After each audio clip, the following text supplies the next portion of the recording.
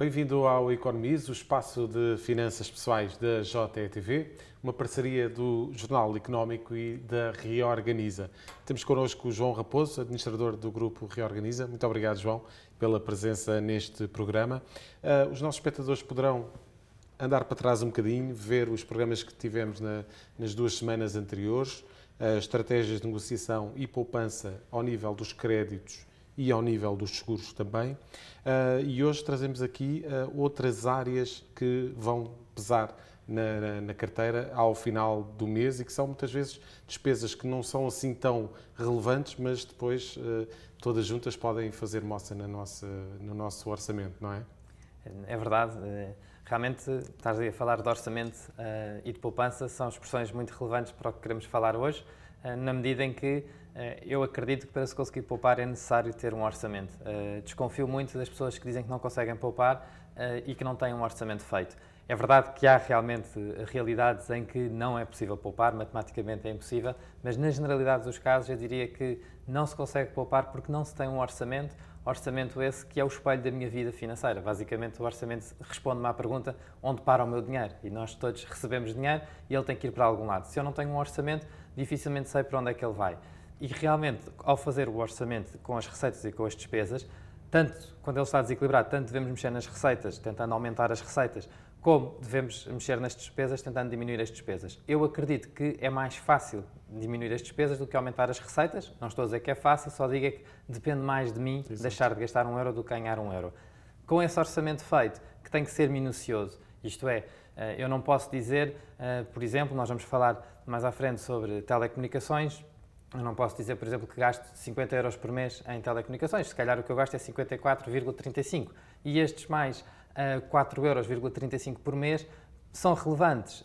Se nós começarmos a fazer a conta ao ano, estamos a falar de mais de €50. Claro, e agora, vezes 12. E agora imagina o que é isto em relação às telecomunicações, em relação a muitas outras rúbricas que o orçamento tem.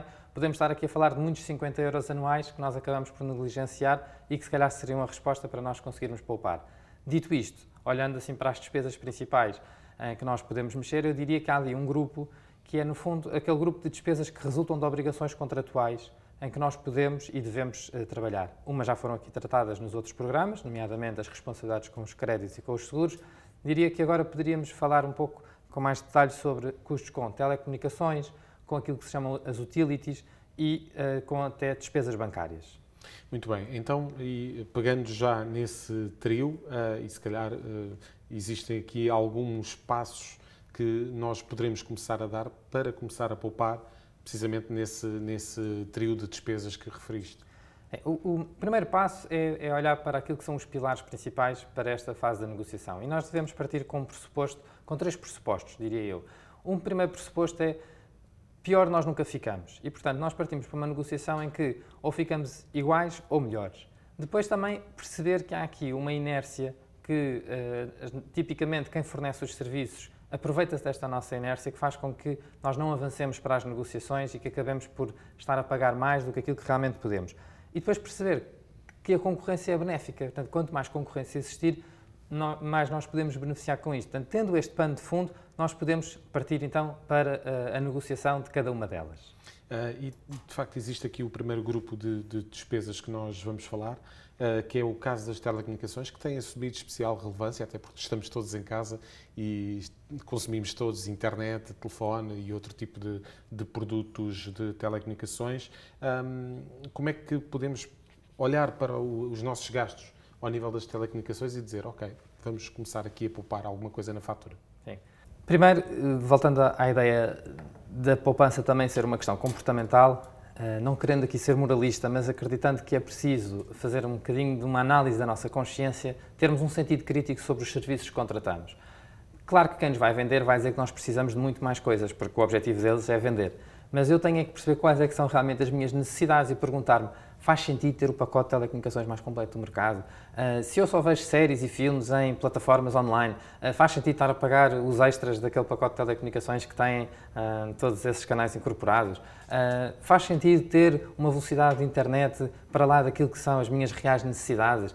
faz sentido ter telefone fixo quando não usamos o telefone fixo? Ou seja, há uma série de ofertas que estão incorporadas nestes pacotes que nos vendem que acabam por não responder às nossas necessidades e por isso eu diria que é muito importante nós começarmos a ter um olhar crítico sobre nós e partindo da nossa realidade para a negociação. Depois, quando nós vamos para a negociação, tipicamente aparece o fantasma real do medo do período da refidelização. Qualquer alteração vai implicar aqui uma refidelização. Sobre este aspecto é importante também deixar claro o seguinte: as telecomunicações são reguladas por uma autoridade, a Autoridade Nacional para as Comunicações, a ANACOM, onde aconselho também que se verifique o site, onde tem muitas informações sobre como gerir estes conflitos que às vezes acontecem com as refidelizações, mas deixar claro o seguinte, que o consentimento de uma refidelização ou de uma fidelização de um contrato de telecomunicações tem que ser feito expresso e tem que ser o fornecedor do serviço a provar que nós temos conhecimento daquele período de fidelização. Portanto, compete a quem fornece o serviço garantir que essa informação é transmitida. Depois também ter claro o seguinte: desde 2016 passou a ser obrigatório as empresas de telecomunicações fornecerem serviços que não obriguem a períodos de fidelização. Claro que as condições não são idênticas, ou pelo menos que não obriguem a que a fidelização seja de 24 meses, pode ser de 6 meses ou 12 meses. Porquê é que eu estou a referir isto? Porque é importante fazer comparação. Se calhar pode fazer sentido não ir com a oferta que tem promoção e que me obriga a ficar 24 meses com aquele operador, se calhar posso optar por uma oferta um pouco mais cara, mas que não me implica ter a fidelização e mais à frente aproveitar essa concorrência. Também é importante deixar claro que existe um direito por parte do consumidor, que é sempre que quer saber quanto é que tem que pagar para deixar de cumprir com aquele contrato, pode pedir gratuitamente essa fatura. Essa fatura tem que ser entregue gratuitamente ao consumidor, em que lhe diz exatamente os custos que terá se quiser terminar com o período de fidelização. E esse custo não é necessariamente a conta de quanto é que eu pago por mês vezes o número de meses que faltam até acabar o contrato, porque tipicamente as penalizações por antecipar o contrato são com base naquilo que é, passa a redundância, o pacote base que as operadoras de telecomunicações oferecem. Portanto, eu posso ter muitos produtos subscritos e, portanto, faz com que a minha prestação mensal seja maior, mas terminar o período de fidelização não tem que ser necessariamente com essa base, ok? Muito bem. Vendo então esta parte no que diz respeito às telecomunicações, vamos então falar do caso das utilities. Sim. Primeiro, sobre utilities, percebo o que é que estamos aqui a falar. Não? Portanto, utilities são aqueles bens de necessidade diária. Estamos a falar tipicamente da água, da eletricidade e do gás. As utilities sofrem de uma circunstância que é o facto de tipicamente terem estado sempre nas mãos do Estado e, portanto, assim que, como eu nas telecomunicações posso beneficiar e muito de haver concorrência e, portanto, ir procurar na concorrência informação para depois negociar melhores contratos, tipicamente nas utilities este trabalho é mais difícil porque há um monopólio. Hoje em dia já não é necessariamente tudo nas mãos do Estado, já começaram a abrir aos privados, mas ainda assim existe aquilo que se chama os monopólios naturais. Exato. Porque os custos para um novo player no mercado são tão grandes, não vai agora uma empresa começar a distribuir eletricidade ou água ou gás sem ter uma série de custos com as estruturas que já existem. Portanto, não há espaço para grande concorrência. Mas ainda assim, também aqui nesta área, aconselho que se conheça o que é a entidade reguladora, porque o Estado continua com esta função também de regular estas atividades através da ERSE, a entidade reguladora dos serviços energéticos, onde eu poderei perceber uma série de direitos que tenho e como é que funciona o mercado. Mas sendo mais concreto, o que eu diria é olhar primeiro para a minha fatura de telecomunicações, de consumos de utilities, por exemplo, de eletricidade. Perceber o que é que são realmente os meus consumos. Depois perceber todas aquelas taxas, que essas são idênticas e, portanto, ou poderão ser idênticas e, portanto, poderão não ser alvo de negociação, mas que quando eu comparo com outros serviços conseguirei ter uma melhor oferta comercial. Depois diria que, além de eu conhecer os meus padrões de consumo, além de eu comparar aquilo que existe no mercado, que sabemos que a concorrência não é tanta, mas ainda assim existe concorrência e isso tem sido muito benéfico para os consumidores. Diria que avaliar também estruturas mais eficientes, de energia mais eficientes, por exemplo, no caso da eletricidade, os painéis solares ou outras situações que começam a surgir, porque isso realmente poderá vir a trazer uma poupança significativa. É uma questão de se fazer contas e existem empresas também que nos ajudam a fazer estes cálculos de como é que será o custo da oportunidade de transferir de um serviço para outro. Portanto, podemos perfeitamente consultar esses serviços para podermos aqui ter algum auxílio e vermos como é que podemos poupar. Por fim, em relação à banca, o que te pergunto, João, é se é possível negociar com a banca e que poupanças podemos obter. É possível poupar com a banca. Tipicamente nós temos uma relação com a banca que parece que eles são o dominador e que nós, consumidores, estamos sempre na parte mais fraca. Não tem que ser assim. E por isso também na Reorganiza nós temos procurado muito ter este cuidado de promover a literacia financeira, porque quanto mais literacia financeira nós tivermos, melhor vamos conseguir negociar com a banca. Não gosto nada de falar aqui de uma lógica como se vivêssemos numa sociedade de índios e cowboys, em que de um lado estão os banqueiros malandros e do outro lado estão os clientes coitados. Não é nada disso. É uma relação que tem tudo para ser justa, mas será tanto mais justa quanto a informação nós tivermos. E por isso, dizendo, sim, é possível poupar com a banca. É possível nós negociarmos aquilo que temos, é possível olharmos para a oferta que existe no mercado e perceber que nem todos os bancos são iguais, e isso é relevante. Dou aqui um exemplo. É evidente que bancos que iniciaram a sua atividade nos anos 70, 80 ou 90 tiveram um custo de instalação e têm ainda hoje um custo de instalação com balcões, com recursos humanos, que têm que estar na sua estrutura de custos, evidentemente. Os bancos mais recentes, que são mais digitais, não têm necessariamente esta necessidade de ter tantos custos de estrutura. E isto muitas vezes provoca que estes novos bancos tenham uma oferta concorrencial mais interessante, sejam mais concorrenciais, peço desculpa, do que os da banca tradicional. Não quero dizer que os da banca tradicional não sejam ótimas soluções, são ótimas soluções, evidentemente, mas o que eu quero dizer é importante compararmos e não acharmos que os bancos são todos iguais, porque os bancos não são todos iguais, as ofertas dos bancos não são todas iguais. Ainda sobre este aspecto, diria que é importante deixar claro que há comissões de manutenção, comissões de transferência, agora as comissões do MBWay, que também diferem de banco para banco. E isso é importante termos esse conhecimento. Já existe aqui uma alteração que foi importante, que foi os bancos começaram a enviar para casa todos os anos uma carta com a fatura de todas as despesas que nós temos por sermos cliente daquele banco, mas é importante percebermos que se calhar estão-me a oferecer uma ótima condição de uma taxa de juros, mas depois vou ter um custo com aquela conta de cada vez que fizer uma transferência para outro banco de 50 cêntimos. E eu faço 10 transferências por mês para outros bancos. Portanto, isso acaba por ter um impacto nos custos que tenho na minha relação bancária.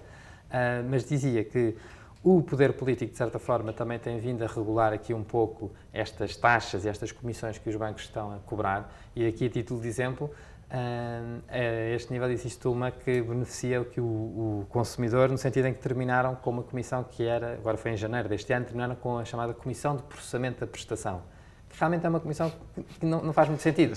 Só o nome já nos deixa um bocadinho de pé atrás. Porque é que é preciso pagar uma comissão para processar a prestação? Se calhar no passado, quando era um processo mais manual, poderia fazer sentido, que havia uma série de custos. E hoje em dia, com a digitalização, se calhar não faz tanto sentido, não é? Para que ter essa comissão? E este tipo de despesas começam a ser postas em causa e isto tem criado aqui um benefício para nós, clientes. Contudo, com as taxas baixas e os bancos a precisarem de ganhar dinheiro, porque têm de ganhar dinheiro, porque neste momento o recurso a crédito está muito barato, portanto os bancos vão ter mesmo que encontrar outras formas de ganhar dinheiro para a sua atividade. E neste aspecto, as taxas e as comissões, os custos de manutenção, parece que vêm para ficar e que vão ser sobrecarregados. No entanto, temos que estar atentos, porque mais uma vez aqui a concorrência é benéfica e realmente, e com isto termino, realmente os bancos nesse aspecto já é um setor mais maduro, porque está mais habituado à concorrência e para nós, clientes finais, é muito importante usufruirmos desta concorrência, evidentemente. Ainda relativamente à banca, o que eu te pergunto é se a gestão por paladas, contas de serviços mínimos bancários são uma boa solução. É uma pergunta que nos fazem algumas vezes, é uma pergunta interessante, porque realmente passou a estar disponível, por decreto-lei, que todos os bancos têm que oferecer uma chamada conta de serviços mínimos bancários. A conta de serviços mínimos bancários é uma conta que tem os custos tabulados em orçamento de Estado, que é uma percentagem sobre o salário mínimo nacional, portanto, creio que neste momento não pode ser mais do que 6 euros ano, é assim, alguma coisa do género, mas tem uma série de condicionantes, nomeadamente só posso ter aquela conta, não posso ter créditos na conta, não posso recorrer a descoberta automática nessa conta, mas, portanto, basicamente é para quem quer ter uma relação bancária muito simples, basicamente uma relação bancária só de depósitos, transferências, de consulta de saldos e não quer recorrer a muitos mais serviços, tem sempre a opção da conta de serviços mínimos bancários, onde praticamente não tem custos, porque como esses custos que eu estava a dizer estão tabelados e são tão baixos, a maior parte dos bancos, quando disponibiliza mesmo a conta de serviços mínimos bancários, entre cobrar 6 euros ano ou não cobrar nada, preferem não cobrar nada, portanto são contas totalmente gratuitas. Para um tipo de pessoas que se calhar menos digitalizados ou que não estejam tão familiarizados com estas tecnologias, diria que a conta de serviços mínimos bancários pode ser uma resposta. Contudo, há muitas outras ofertas no mercado que até são mais interessantes que a conta de serviços mínimos bancários. Portanto, como estava a dizer, há uma série de bancos que não têm alguns custos de instalação associados e, portanto, conseguem disponibilizar serviços de forma mais gratuita, em que para o cliente não há grandes encargos e, inclusivamente, com uma gestão otimizada, até quase que posso vir a beneficiar dessas contas, nas contas bancárias, nesses bancos mais digitalizados. Por isso, a conta de serviços mínimos bancários pode fazer sentido para um determinado tipo de pessoas, mas eu diria que há ofertas no mercado mais interessantes do que a conta de serviços mínimos bancários. E estamos já na fase final do nosso programa. O que eu te pergunto é se queres deixar aqui alguns conselhos finais para os nossos espectadores. Sim, bem, diria antes de mais que, volto a dizer que é importante ter foco naquilo que é o benefício. Ou seja, se nós não tivermos consciência do benefício que vou ter com a poupança, então vou desanimar. Portanto, perceber o que é que eu posso fazer com aquela poupança. Perceber se eu conseguir reduzir os tais 4,35 € por mês, os tais 50 € ano, os tais 500 € ano, o que é que eu vou fazer com isso? Uma viagem ao Brasil? Uma viagem a algum sítio? Vou comprar alguma coisa que me dá prazer? Portanto, ter esse foco no benefício é motivador, porque senão estamos a poupar só por poupar, claro. e não faz muito sentido. Depois, acreditar que é possível. Às vezes a burocracia parece que quer ganhar-nos e quer dizer que é muito complicado mudar o que quer que seja, é muito complicado ir ver as ofertas que existem no mercado, não percebo o que é que está, as informações estão disponíveis na internet. Isto às vezes são mitos, porque hoje em dia as coisas estão muito organizadas, estão muito bem apresentadas, existem, como eu dizia, autoridades que regulam as atividades, a concorrência é benéfica e, por último, existe também sempre a possibilidade de recorrer a apoios, por exemplo, como na Reorganiza, em que nós conseguimos dar algum acompanhamento para esta reorganização dos orçamentos familiares e de forma mais personalizada e acompanhada acabamos por conseguir tirar benefícios que volto ao ponto de partida, que é ou fico igual ou melhor, pior nunca vou ficar. Muito bem, João Raposo, muito obrigado então pela presença. Já há muito mais para descobrir em reorganiza.pt. Também poderá aceder ao nosso site, Jornal Económico /Economize, para ver as notícias de finanças pessoais do nosso site, o Economize. E também, já sabe, se tiver alguma dúvida sobre este tema que falámos neste programa ou sobre outros programas anteriores, não se coíba, envie o e-mail para economize@jornaleconómico.pt. Até para a semana e boas contas.